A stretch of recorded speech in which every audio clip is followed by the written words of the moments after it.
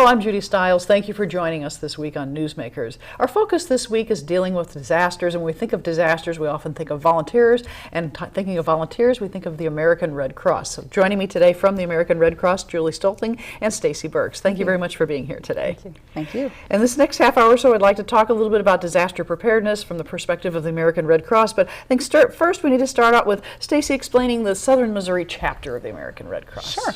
Southern Missouri chapter includes 29 counties throughout southwest and south central Missouri, from the Oklahoma-Arkansas border that we're at over here today, all the way across to south central Missouri with Ripley, Reynolds, and Carter counties, and we go up north into Vernon County and all the way across to Laclede County and Lebanon area. So you cover quite a large geographic area. Your main office is in Springfield then? The chapter office is in Springfield. We have another office here in Joplin. We also have an office over in West Plains. We have an office in Laclede County up in Lebanon also. And we have disaster response office in Vernon County up in Nevada. And I want to let the audience know that we're kind of welcoming you as well, because you're fairly new in the role of executive director. I am. I joined the Red Cross just about 10 weeks ago, and so learning the ropes and learning all about our volunteers and our wonderful staff that we have here to serve Southern Missouri. And of course, Julie, you're involved with the Red Cross. I know we've visited in the past as well, so you've had a number of years seeing how the Red Cross functions and serves this large region that we have. Yes, I do. I actually cover 14 counties in the southwest area. Okay, so let's talk a little bit about what happens at the Red Cross and disaster preparedness. You work hands-on with that aspect of what you're doing at the Red Cross. I do. One of our biggest responses is our single-family fires. That's when somebody has a house fire for some unknown reason, and we send a disaster action team member out to take care of that family. We provide housing, clothing, and food for the family. So you would get a call from a fire department, or how do you get activated, I guess? We do. We get it either from the fire department or the 911 dispatch. They actually call our dispatch in Springfield, and then we have people that dispatch our DAT teams. So out of those 29 counties, you have a lot of area to cover. I do. I'm a busy lady. Well, you have some items with you, and are these examples of how you help support those families? Yes. When we go to a fire, what we do is we provide a comfort kit that just has some basic needs, like for taking a shower, cleaning, washcloth, comb, shampoo, cream rinse.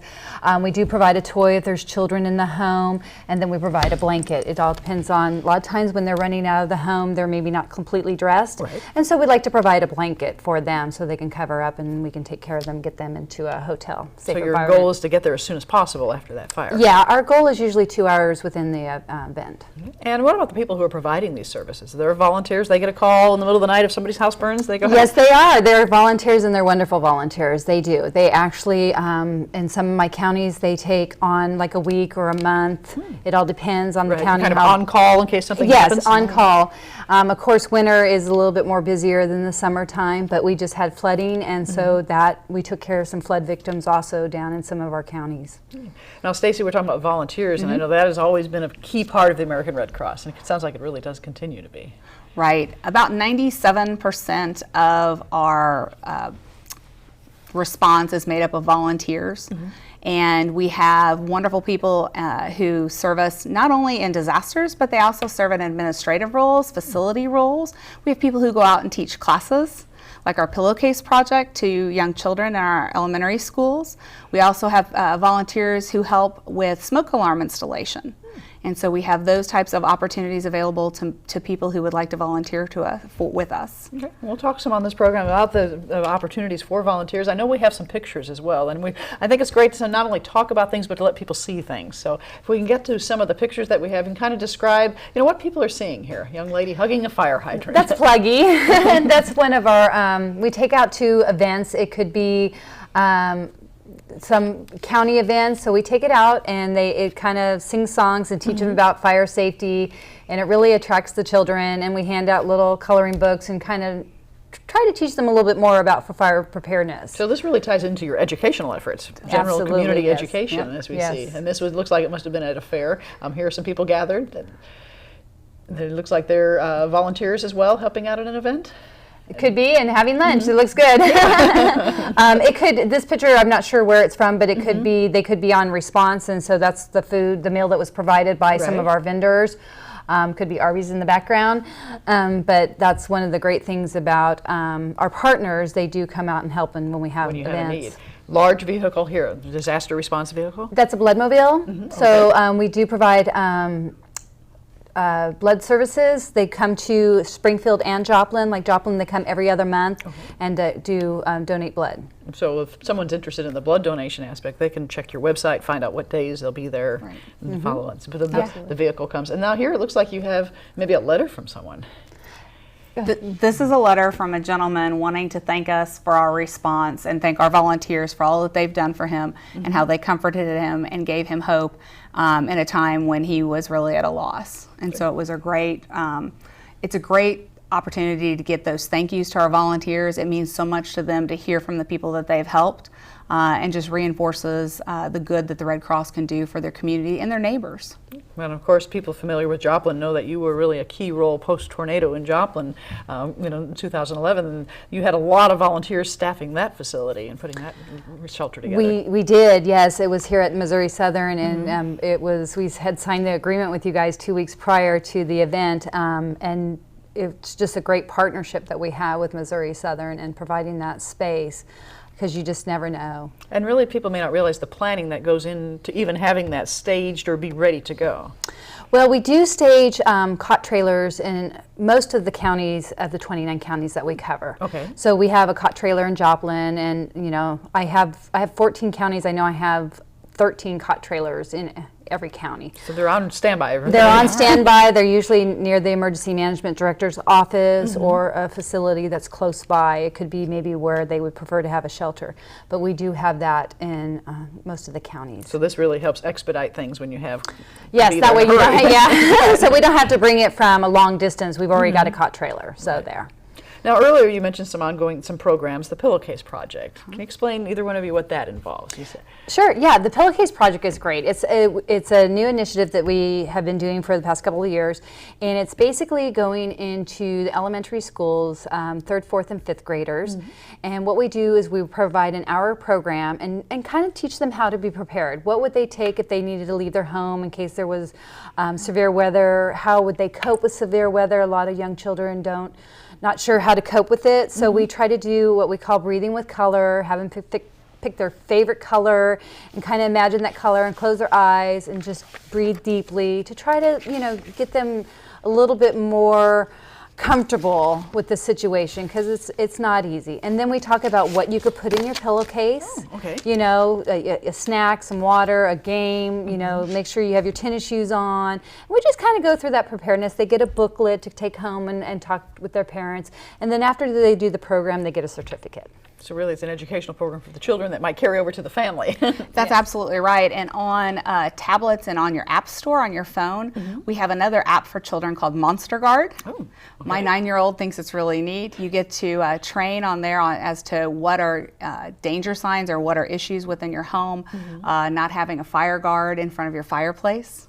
Certain things like that, and they get to move them around and do those types of things. And so it's a really creative app that Red Cross has presented out there for parents to help engage children. We found that teaching children about emergency things and being prepared actually helps a lot, because as adults we don't always think about needing a plan or those types of things, whereas a child kind of has that in the forefront of their mind, and when they come up and say, Mom, we need this, or we want to put this together, it's something that they listen to, and they help their child to be ready in an emergency. So do you hear back from parents who say, my kid came home from school and said we need to do this and this, and we did, and it made a difference? Usually the teachers do, because the teachers are the ones that get the feedback, but we do get letters, and I wish I would have brought some, because we have some great letters about how much they've learned and what they're going to start doing in the future. And so it's really, we've made a huge impact. Right, so this is available all throughout the 29 counties if people are Yes. interested. Do they need to call the office of a teacher's watching, or do you have regular schedules with the schools? Yeah, just go ahead and call the number at the end, and we would be happy to come out and visit with that teacher or that school district and see what we can do for them. Good. You also mentioned smoke detectors, smoke alarms. So that's something we all hear everybody's supposed to have, but sometimes people forget that they're there, or they move into a new house. Does it work? So tell me about this program, what you're trying to do with the smoke alarms. Well, the smoke alarm program is a great program. Basically, whoever just doesn't have smoke alarms, we try to really pinpoint low income, high risk, but we're able to do it with just anybody. So we're coming up with a smoke alarm hotline. We don't have it yet, but within the next week or two, where they can call and make an appointment to get a free smoke detector. And basically, we're trying to cut down on our single-family fires. Right, That's you our mentioned initiative. the fires and you have to Yes. respond to, so this helps you reduce that. And that's our initiative, is we're trying to reduce those single-family fires. So this could be all ages involved, from the young Yes. to the elderly. Yes. Everybody's Correct. tied into Absolutely. That. So, well, people are probably curious, how do you afford to do that? You must have some corporate sponsors, some way to come up with the money to buy the smoke detectors to do that. And we do. I'm not sure. You don't have to give specific names, but Right. that's one way that you'll be able to provide that. We do have corporate sponsors. We also rely on the generosity of donors to support these programs. You know, when we have big disasters such as Joplin or Moore, Oklahoma, Texas flooding and those types of things, Red Cross and a lot of the nonprofits around the nation get donations, and there's a flood of donations at that time. Red Cross is really specific to honor donor intent for those organizations, and so that money for those organizations goes to recovery, response, and recovery. And so sometimes that can take, you know, up to several years to get done. And so it's the smaller things, the fires and the small floods and ice storms, those types of things that don't garner a lot of national attention. And so it's then that we rely on the generosity of the local communities, that $5 or $10 that they're able to give that helps build these programs that go for response and readiness and preparedness for young children and their families across the 29 counties in southern Missouri. No, you mentioned floods in the summer. We had a ton of rain in June, and people did. heard of flooding, and so you know, Cassville, those areas where people were being evacuated. I imagine you were called to action at those situations. Absolutely, yeah. Actually, we helped some clients down there that were displaced because the water was over 2 feet in the homes, and then we also provided cleanup kits. Which is, you know, some broom, mop, squeegee, stuff to help clean out their home. We also referred them to partners that can maybe help, especially if they're homeowners. Maybe the Berry County does not have flood insurance. So basically we're working with partners now for them to go in with some of their grant money to be able to help those homeowners to pull out the carpet, you know, that kind of thing. On that Do some recovery side. On the recovery side, yes, absolutely.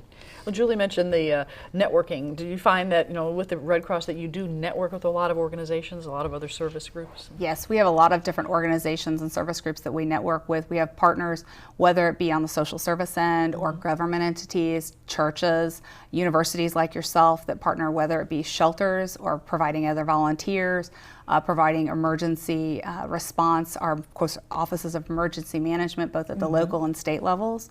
And you know, everybody is willing and able to help when it comes time for a disaster. And so it's very important that those partners train together and that they're ready and willing to move into a disaster mode if necessary. Now, you mentioned training, and I know people have paid attention to some of the local news. Missouri Southern has hosted some training in different places in different communities. So that's an important, not only do you have a written plan that everybody says in case something happens, to actually go through different scenarios and say, you know, let's practice this.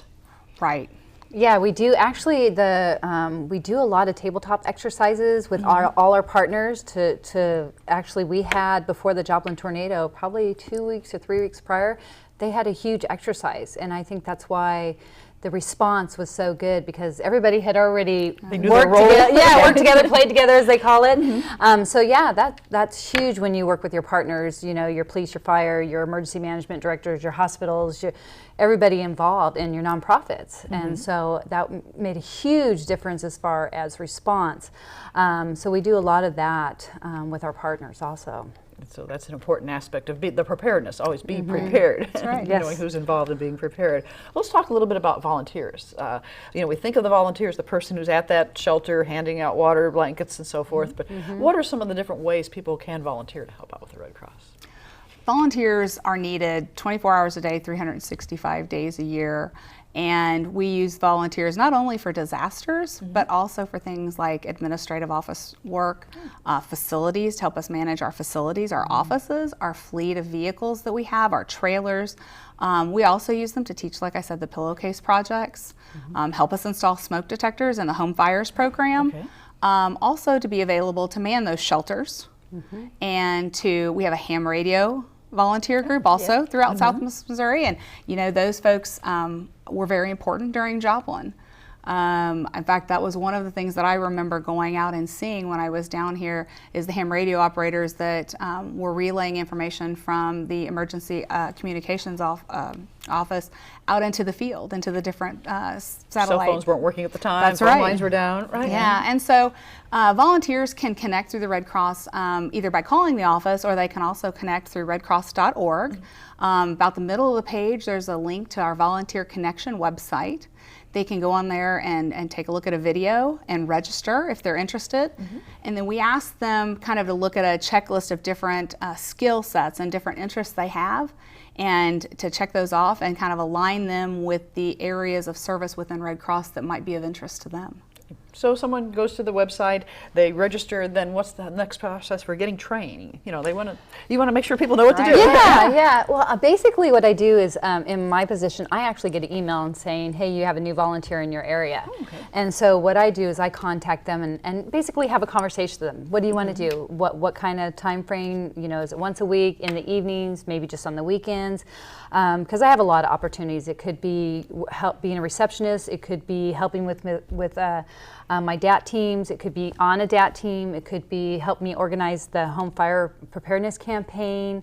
There's a lot of things that they can help me with. I do have some volunteers that help me with that on some of the stuff, but I always can need more. That's right. And then a volunteer doesn't necessarily have to be someone who doesn't work or who's retired. They can have a job and still help you out on the other times they're available. Actually, a lot of my DAT members do have full-time jobs. My DAT captain in Jasper County has a full-time job, but he does DAT at night and on weekends, and he organizes the DAT team for Jasper County. So yeah. We also look for volunteers of all ages. We have students, parents who are possibly stay-at-home parents who may have a child off to school. You mentioned retirees, also people who may be in between jobs. We take volunteers that have all different types of interests and all different types of ages. We have some way that they can contribute at any point in time in their life. And so even as much as communications, helping us with our social media and our website and writing press releases. Exactly. Right. So students who might be looking at public relations and That's so forth, right. that's a good chance to try those skills out. How about children or youth, I guess I should say? You know, there are things that, I think of scout clubs or church groups, if they want to help out. Can those type of youngsters help you as well? Yeah, we've got opportunities. My son's an Eagle Scout and I have daughters in 4-H, and they've asked me about different service projects. And one of the things that we do is in our cleanup kits, especially for fires, we have bags of soap that have been given to us by a corporate sponsor. And those soaps come in large 5-gallon buckets. And so we actually package those in little Ziploc bags with instructions for the family on how to use them. And so that's a perfect project. That's a fairly short-term project that's great for scout groups or 4-H groups and those type of things who are interested in helping. So kind of behind this, a lot of opportunities behind the scenes that people don't realize what's happening along those lines. So what would be a timetable if someone wanted to volunteer? How soon do they go through the training and then they're ready to be activated or pick up that phone in the middle of the night? It all depends. If they're a DAT volunteer, they do a disaster service overview, and then they do their DAT training, and then we like them to do ride-alongs with a mentor, and that way it kind of walks them through the process.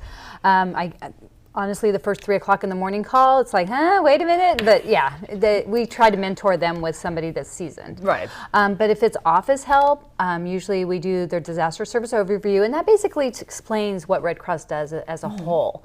And then they would just come in with me or maybe a leadership volunteer and get started on a project, that I need, and they just kind of mentor them through that project, and then they find out, well, maybe I'm interested in sheltering, maybe I'm interested, and so we have classes online that they can do that. We have classes scheduled in Joplin and Springfield.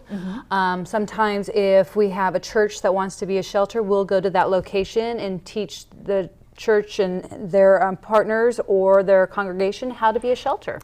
So we do all different kind of training. It all depends on what they want to be involved in. Their involvement interests. Yeah, Right. The biggest component is that they need to get registered with us. We do require that everybody who comes through Volunteer Connection gets a background check for safety and security procedures when they're out dealing with their the clients and the people who are disaster victims.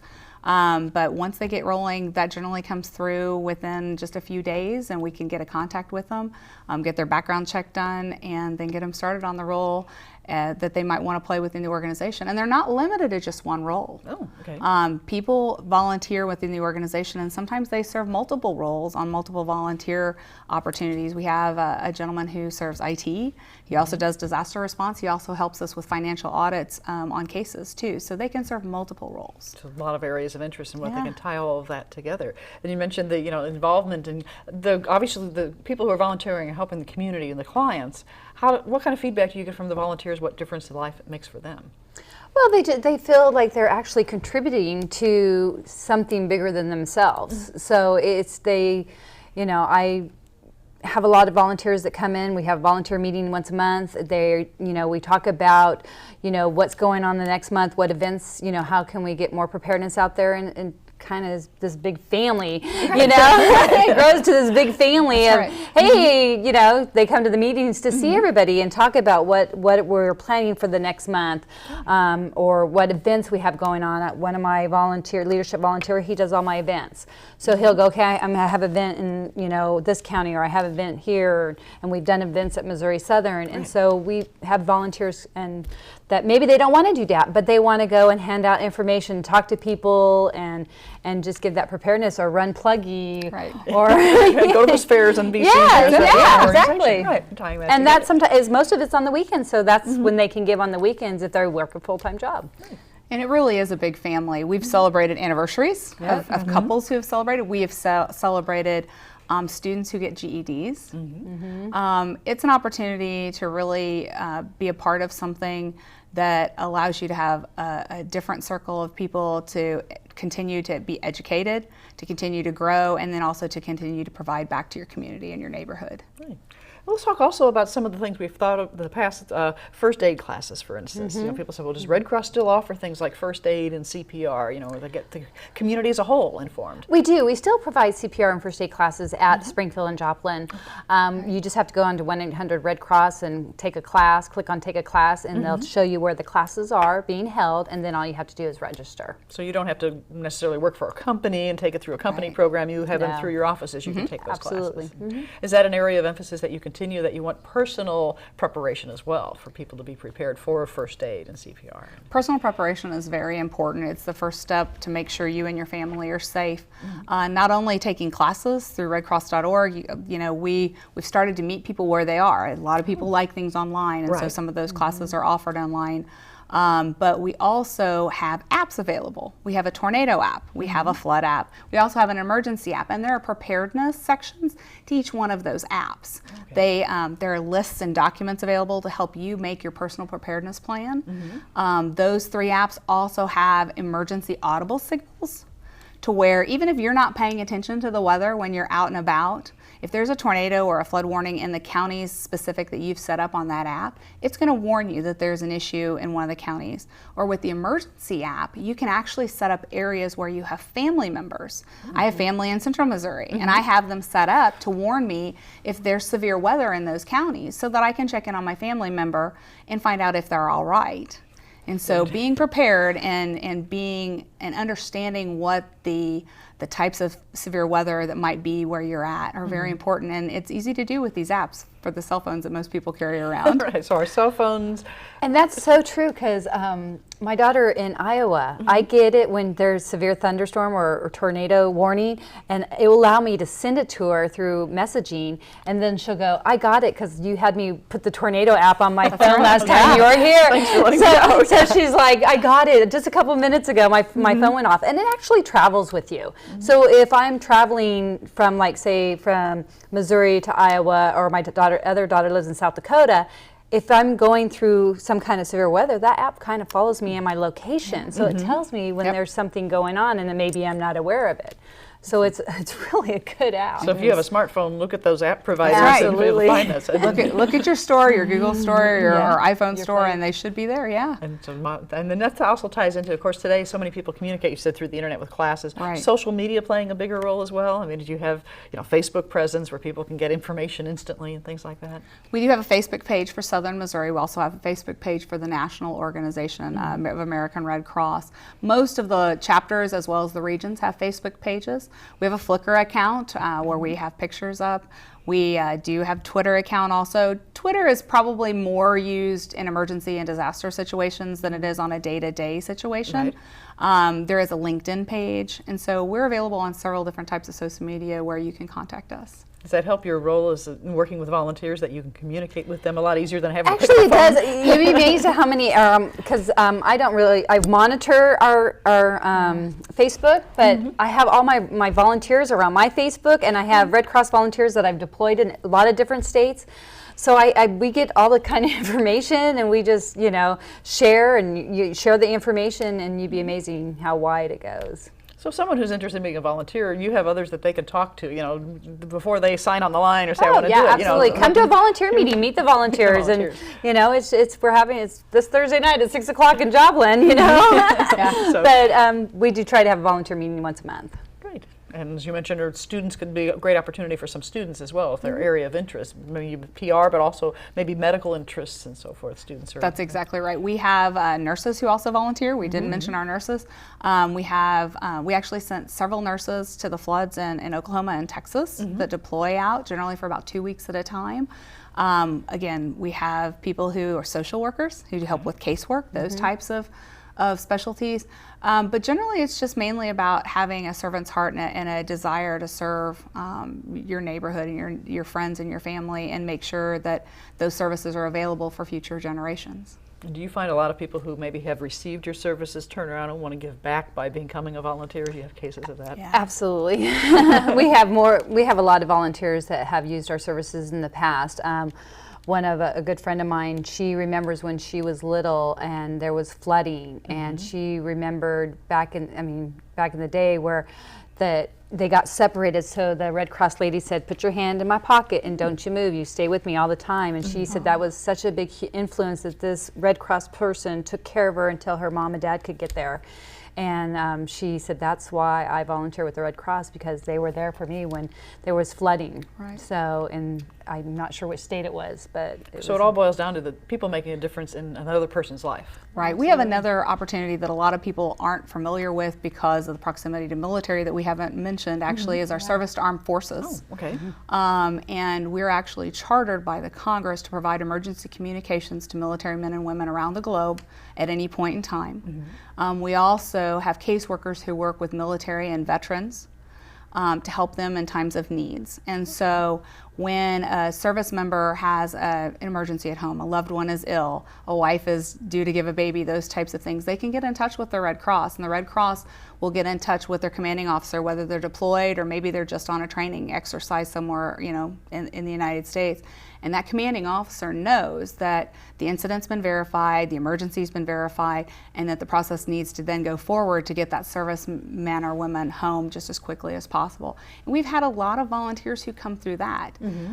Servicemen and women whose spouses are with them on posts have seen what the Red Cross can provide. We have service stations for service armed forces members across the world. Our volunteers actually deploy with military. We've had service to armed forces stations in Kuwait, in Afghanistan, in Iraq, Djibouti, and several places across the nation. We're always there to provide those services to military men and women. I'm sure that some of the National Guard members who've deployed out the Southwest Missouri area have seen those stations, and it's a very important opportunity for people to have. Well, we've covered a lot in this program, and I'd like to thank you both for providing some information for our viewers today. Thank you very much. Thank you. And thank you for joining us today on Newsmakers. We'll see you again next time on the station.